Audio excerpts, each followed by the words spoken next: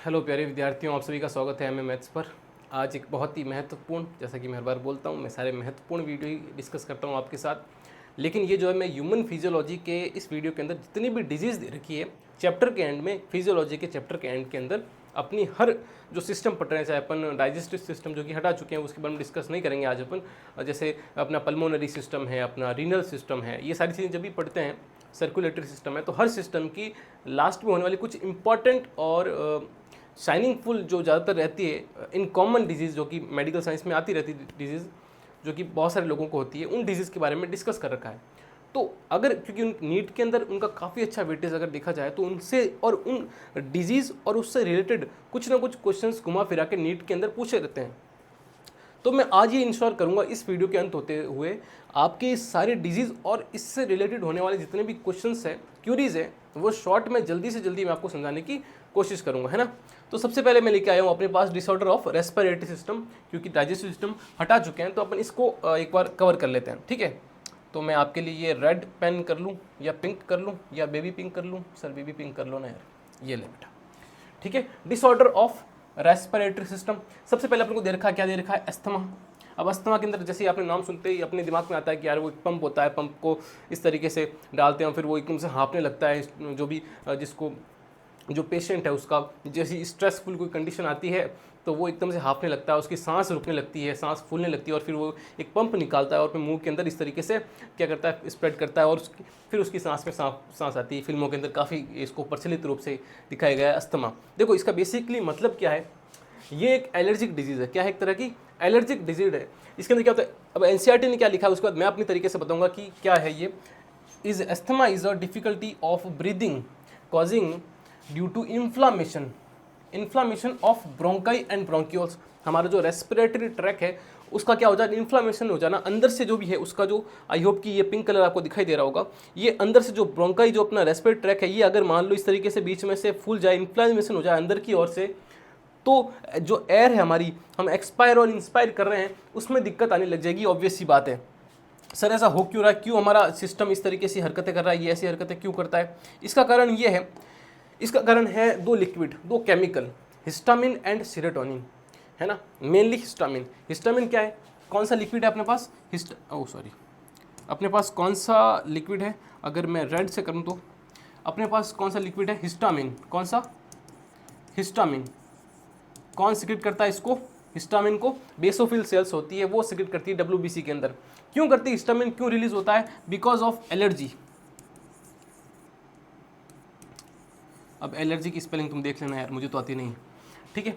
What ever जो भी है, एलर्जी जो होती है, अगर मान लो कोई भी, हर इंसान को अलग अलग चीज़ से एलर्जी होती है। किसी को पोलन ग्रेन से होती है, किसी को डस्ट पार्टिकल से होती है, किसी को खाने से, किसी को किसी जूस से भी हो सकती है, बहुत सारी एलर्जी हो सकती है। लेकिन है एक तरह का क्या है, अस्थमा। इसको नॉर्मली कह सकते हैं कि एटमॉस्फेयर चेंजिंग होते समय, या फिर नॉर्मली जो अस्थमा है उसके अंदर क्या होता है कि जो भी बाहर से पार्टिकल्स आ रहे हैं, बेसिकली होता है हिस्टामिन इसलिए है, जैसे हमको जुकाम हो गया है तो मान लो अपने क्या कहते हैं, सांस लेने में दिक्कत होने लगती है उस समय, तो पर्टिकुलरली उस समय हिस्टामिन हमारे लिए अच्छा काम कर रहा है। क्यों? क्योंकि वो उसको ब्लॉक करने का, हमारे जो है रेस्पिरेटरी ट्रैक है उसको ब्लॉक करने का काम करता है। कारण ये है कि बाहर से आने वाले बैक्टीरिया या माइक्रोब्स को रोक सके। लेकिन कुछ कंडीशन में क्या होता है कि हिस्टामिन को पता ही नहीं होता है कि ये जो बाहर से डस्ट पार्टिकल आ रहे हैं इतने हार्मफुल नहीं है, फिर भी वो क्या होता है, हिस्टामिन रिलीज होता रहता है, अनवॉलंटरी, बिना फालतू हिस्टामिन रिलीज होता है, ठीक है। मान लो कोई पोलन ग्रेन से आ गया, मान लो मुझे पोलन ग्रेन से एलर्जी है, तो पोलन ग्रेन भले ही वो कोई माइक्रोब नहीं, कोई बैक्टीरिया ना कोई वायरस है, लेकिन मेरे हिस्टामिन, मेरे बॉडी सिस्टम को, इम्यून सिस्टम को ये लग रहा है कि ये कोई हार्मफुल है, इसलिए क्या करो, हिस्टामिन को रिलीज करो, रेस्पिरेटरी ट्रैक को बंद कर दो, ताकि क्या कि बाहर से आने वाले पार्टिकल्स रुक सकें। यही इसका मेन कारण होता है। तो क्या करते हैं इसके, अगर मान लो ये बिना फालतू में हिस्टामिन रिलीज हो रहा है और सांस लेने में दिक्कत कर रहा है, करते हैं क्या, इसका इलाज क्या है? कुछ मत करो, जो लिक्विड होता है ना उसमें एंटी हिस्टामिन डाल दो। क्या डाल दो? एंटी हिस्टामिन डालो, और फिर वो शांत हो जाएगा। समझ में आया एंटी हिस्टामिन कैसे काम कर रहा है? तो एक तरह की अस्थमा क्या होती है, एलर्जिक रिएक्शन होती है, एक एलर्जिक क्या कहते हैं, डिजीज़ है, और इसके अंदर क्या कारण होता है हमने देखा।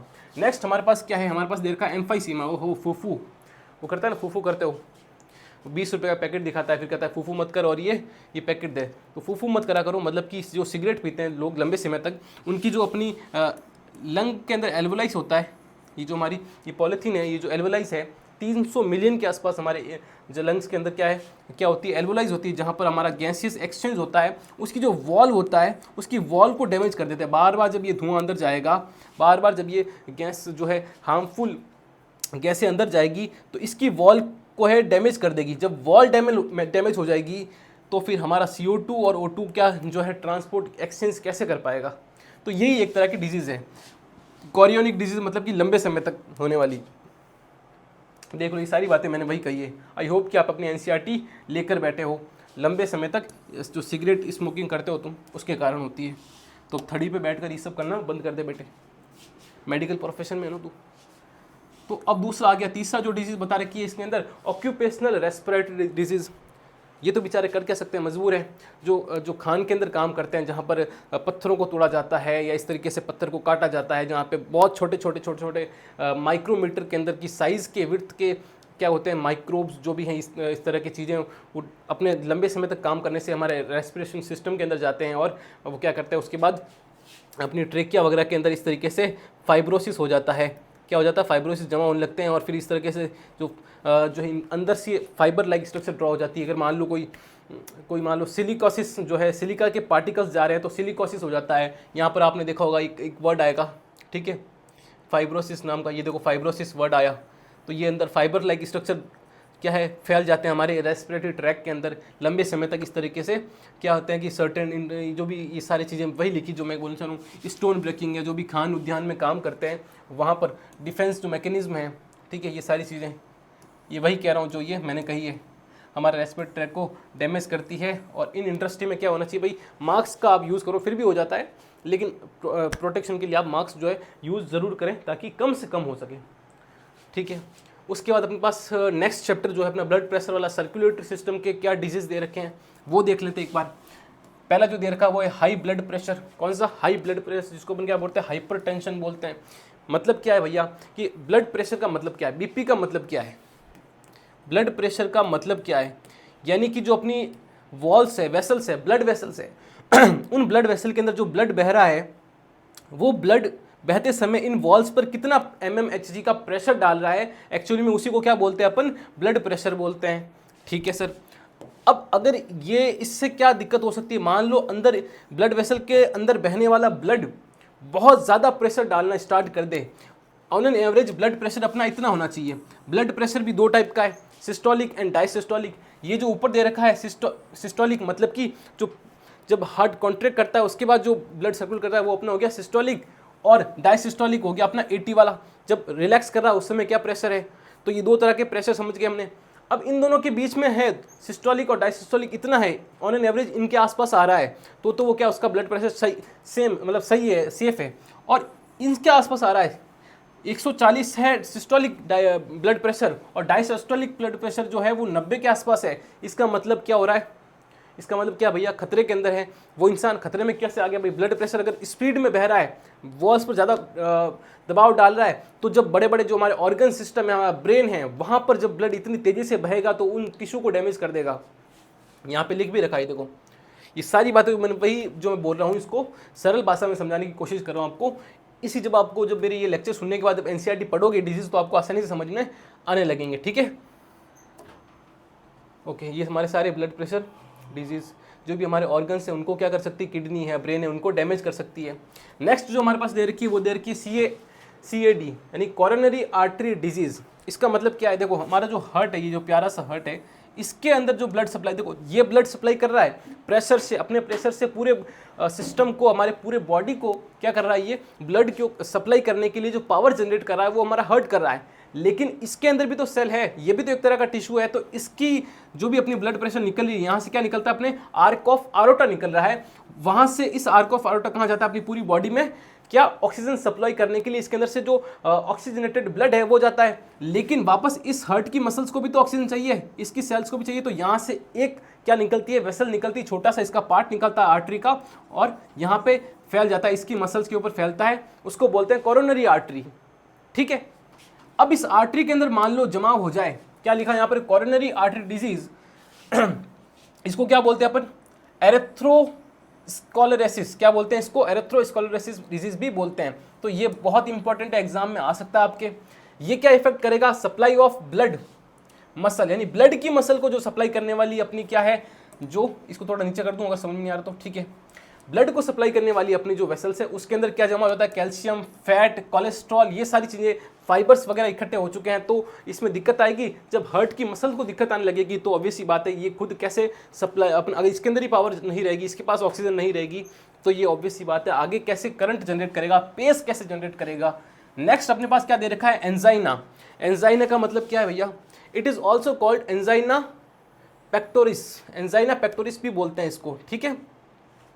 अब ये क्या, इसके अंदर क्या होता है मेनली, इसके सिम्टम क्या है, हमारा जो चेस्ट है उसके अंदर पेन होने लगता है, दर्द होने लगता है। कारण क्या है इसका, क्योंकि इनफ ऑक्सीजन जो चाहिए होती है, जो कि हार्ट की मसल को जितनी ऑक्सीजन चाहिए होती है उतनी नहीं पहुंच पाती है।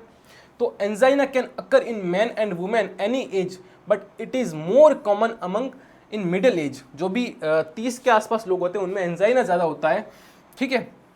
Occur due to condition of that effect the blood flow. जब हार्ट की एंजाइना का मतलब क्या है, एंजाइना और सीएडी में, कोरोनरी आर्टरी डिजीज में दिक्कत ये है कि इसके अंदर इसकी जो ब्लॉकेज है उसमें हो जाता है, किसके अंदर ब्लॉकेज, एंजाइना यानी कि अपनी कोरोनरी आर्टरी है जो कि हार्ट के अंदर सप्लाई करने वाली आर्टरी है, उसके अंदर क्या हो जाए, ब्लॉकेज हो जाए। और एंजाइना का मतलब ये है कि प्रॉपर उन मसल को ऑक्सीजन जितनी चाहिए उतनी ऑक्सीजन हार्ट की सेल्स को नहीं मिल पा रही, उसका मतलब एंजाइना है। सेकेंड, थर्ड अपने पास जो डिजीज दे रखी है वो है अपने पास हार्ट फेल हो जाना। क्या हो जाना, हार्ट फेल हो जाना। अब ये जितनी भी अपन सर्कुलेटरी सिस्टम के अंदर डिजीज पढ़ रहे हैं, अगर मान ले इनमें से किसी को भी कोई भी डिजीज होती है तो कॉमन आदमी क्या कहता है कि हार्ट अटैक आ गया है, जबकि हार्ट अटैक नहीं आया, उसके अंदर बहुत सारी अलग अलग तरह की क्या अपने पास डिजीज दे रखी है। हार्ट फेल हो गया। अब हार्ट अटैक और हार्ट फेलियर में बहुत बड़ा डिफरेंस है। क्या डिफरेंस है अभी देखते हैं। Heart failure is main the state of heart when it is not pumping blood effectively enough to meet the needs of body, यानी कि हार्ट की जो मसल है उतना पेस जनरेट नहीं कर पा रही है जितना कि पूरी बॉडी तक वो ब्लड पहुंच पाए। समझ में आया। और हार्ट अटैक का मतलब क्या है कि ब्लड फ्लो रुक जाए, उस आर्टरी के अंदर ब्लॉकेज हो जाए, तो उसका नाम है हार्ट अटैक। और हार्ट फेलियर का मतलब कि हार्ट फेल हो चुका, अपने काम करने में इतना पेस, इतना करंट जनरेट नहीं कर पा रहा है। ओके, देखो इसके अंदर लिखा भी, it is sometimes called connective heart failure because cognition of blood lungs is not of the main symptoms of the disease. Heart failure is not the same of cardiac arrest. अब देखो heart attack का और heart failure and cardiac arrest, जो heart attack बोलते हैं वो cardiac arrest है, मतलब कि रुक जाना, ठीक है। When the heart stop beating, यानी कि जब दिल धड़कना बंद कर देता है उसको बोलते हैं कार्डियक अरेस्ट। कार्डियक मतलब जो भी हार्ट की मसल है उसको क्या बोलते हैं, कार्डियक मसल्स। ग्रेट। तो कार्डियक अरेस्ट का मतलब होता है जब दिल धड़कना बंद कर दे, उसको बोलते हैं कार्डियक अरेस्ट। और हार्ट फेल का मतलब आप समझ चुके हैं। और हार्ट अटैक क्या होता है, when the heart muscle suddenly damaged and क्या करता है, ब्लड सप्लाई को रोक देता है। जब हार्ट की मसल्स क्या हो जाती है, डैमेज हो जाती है, उसको बोलते हैं अपन हार्ट अटैक। और जब दिल धड़कना ही बंद कर देता है तो बोलते हैं कार्डियक अरेस्ट। और हार्ट फेल का मतलब कि उसकी मसल्स उतना पेस जनरेट नहीं कर पा रही है, ठीक है। नेक्स्ट देखो हमारे पास एक्सक्रीटरी सिस्टम, यानी जो किडनी है, रीनल सिस्टम है, उसकी सारी डिजीज दे रखी है, वो देख लेते हैं एक बार। देखो इसके अंदर क्या दे रखा है, सबसे पहले यूरेमिया दे रखा है। यूरेमिया का मतलब क्या है, जब किडनी अपना फंक्शन तरीके से नहीं कर पाती है तो एक्चुअली में है कि हमारे ब्लड से किडनी काम क्या कर रही है, ब्लड से यूरिया को अलग कर रही है और ब्लड को प्योरीफाई कर रही है। जो टॉक्सिक है, यूरिया है, हमारा वेस्ट है, हमारा बायोलॉजिकल वेस्ट है, उसको क्या कर रहा है, ब्लड से अलग करके, ब्लड को प्योरीफाई करके वापस क्या कर रही है, आर्टरी में भेज रही है। यही काम कर रही है हमारी किडनी। अब किडनी अगर फेल हो जाएगी तो जो हमारा टॉक्सिक है, हमारा बायोलॉजिकल वेस्ट है, ठीक है, वो जो हमारा बॉडी के अंदर जितनी भी मेटाबॉलिक रिएक्शन से बनने वाला वेस्ट है, जो यूरिया है, उसका क्या होगा, वो हमारे ब्लड में ही रहेगा। हमारा जो टॉक्सिक पदार्थ है हमारे ब्लड के अंदर ही रहेगा, तो उसको क्या बोलते हैं, यूरेमिया बोलते हैं। जब यूरिया की मात्रा ब्लड में बढ़ जाए तो उसको क्या बोलते हैं, यूरेमिया बोलते हैं, ठीक है। अब इसकी बीमारी से अगर मान लो किडनी खराब हो गई तो करे क्या, इसके लिए अपन एक प्रोसेस डालते हैं जिसको हीमोडायलिसिस बोलते हैं। हीमो मतलब कि ब्लड और डायलिसिस मतलब कि इलाज करना, ब्लड का इलाज करना, ब्लड को प्योरीफाई करना, हीमोडायलिसिस कहलाता है। इसके लिए क्या करते हैं, एक आर्टिफिशियल किडनी का यूज़ करेंगे। तो उसमें से हमारी जो ब्लड एक हाथ से जितनी भी वेन्स है वहाँ में एक डालेंगे अपन, नली डालेंगे और एक और दूसरे हाथ में डालेंगे। तो ये वाली नली से सारा ब्लड सारा एक साथ नहीं निकालेंगे, नहीं तो ब्लड सर्कुलर कैसे करेगा। तो कुछ को धीरे धीरे करके ब्लड निकालेंगे, उसमें प्योरीफाई होगा और प्योरीफाई होकर मशीन से इस हाथ से वापस हमारी बॉडी में जा रहा है। ठीक है, इस तरीके से पूरे बॉडी को धीरे धीरे उसमें प्योरीफाई करेंगे, धीरे धीरे हमारे अंदर डालते रहेंगे। तो ऐसे कर करके क्या होता है, वो किडनी जो है आर्टिफिशियल किडनी के रूप में काम करना स्टार्ट करेगी। उसी को क्या बोलते हैं, हीमोडायलिसिस बोलते हैं। ठीक है, नेक्स्ट देखें, ये सारा इसके बारे में जो भी प्रोसेस मैंने लिखा है वो सब करते हैं। ठीक है, अब इसके अंदर 2-3 इंपॉर्टेंट चीज़ें समझ लीजिए कि जब इस हाथ से ब्लड को निकाल रहे थे तो उसके अंदर क्या डाल दिया अपने, एंटी हिपेरिन डालते हैं। हिपेरिन क्या होता है, एक तरीके से जो कि हमारे ब्लड को कोगुलेट करता है, उसको बोलते हैं हिपेरिन।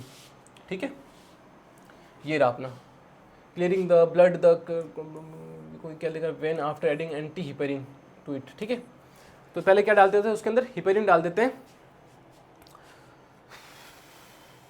ये सारी चीजें इसके अंदर लिख रखी है एक बार,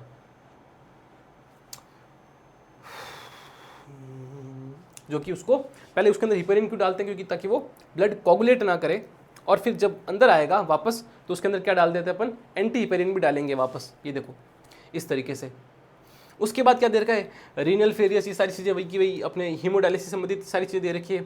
उसके बाद इंपॉर्टेंट दे रखा है यहाँ पर एक और, रीनल कैल्कुलाई क्या होता है। अगर देखा होगा आपने कि अपने किडनी के अंदर पथरी हो चुकी है, क्या हो चुकी है, पथरी हो चुकी है, तो उस समय क्या करते हैं, उसको क्या बोलते हैं साइंटिफिक लैंग्वेज में, रीनल कैल्कुलाई बोलते हैं। इसका मतलब कि जो भी स्टोन या इनसॉल्युबल मास, एक क्रिस्टल जम चुका है किडनी की जो वेसल्स है वहाँ पर, जो भी किडनी के फंक्शन करने वाली चीज़ें वहाँ पर क्या जम चुका है, क्रिस्टल बन चुका है एक सॉल्ट का, जिसके अंदर क्या है, ऑक्सलेट है, और क्या है, कैल्शियम ऑक्सलेट बोलते हैं एक्चुअली में उसको। और वो वहाँ पर क्या होता है, जम जाता है और किडनी के फंक्शन को रोकता है, उसी को क्या बोलते हैं, पथरी बोलते हैं, और हमारी लैंग्वेज में रीनल कैल्कुलाई बोलते हैं। उसके बाद क्या ले रखा है अपने पास, ग्लोमेरुलोफ्रेटिस। देखो ग्लोमेरुलोफ्राइटिस, जिसके पीछे आइटिस लगा, इसका मतलब कि जब भी किसी वर्ड के पीछे आप आइटिस तो इसका मतलब इन्फ्लेमेशन हो चुका है।